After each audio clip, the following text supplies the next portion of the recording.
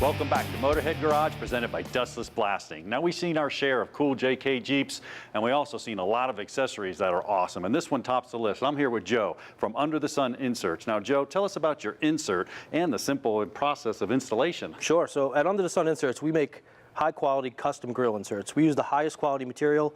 We use perforated aluminum that we powder coat for extra durability, and then we UV print pretty much any design you could think of.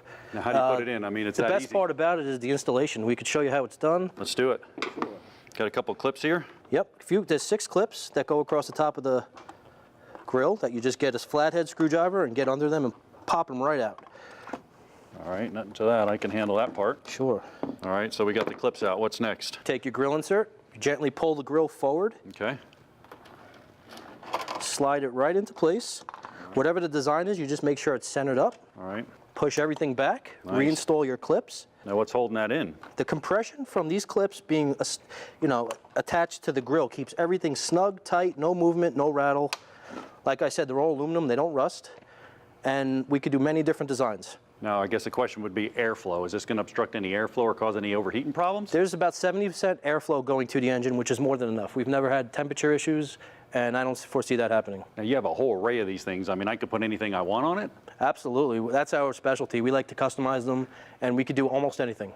Well, that was easy. Now, Jeep has this JK, but they also have an all-new line called a JL. Brian and Jamie, they're installing that right now. Let's join them.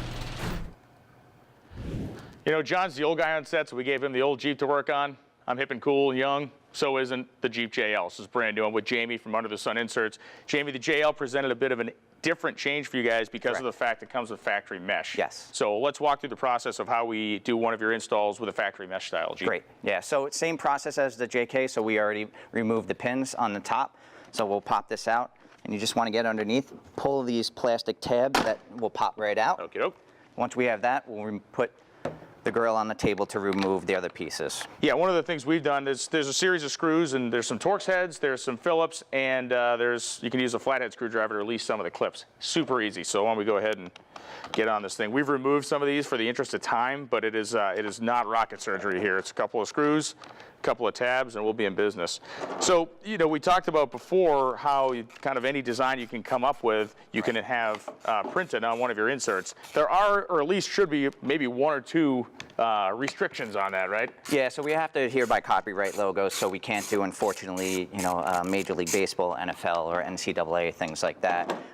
That will hold us back a little bit, but otherwise, if you want a picture of your family dog, pet, or anything like that, we can definitely do that process for you. That's perfect.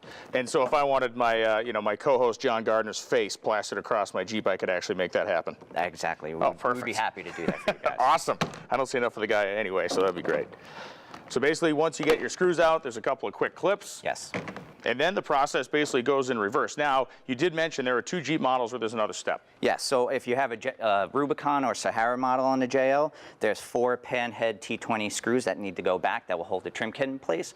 And then once you have that, we can install it back. So there we go. We're going to take our iconic Jeep grill shell and move it right back over here, line up our clips, pop it in, and we're then going to go with the distressed American flag look here. Correct. This is super cool, and again, one of hundreds of designs that you guys have available.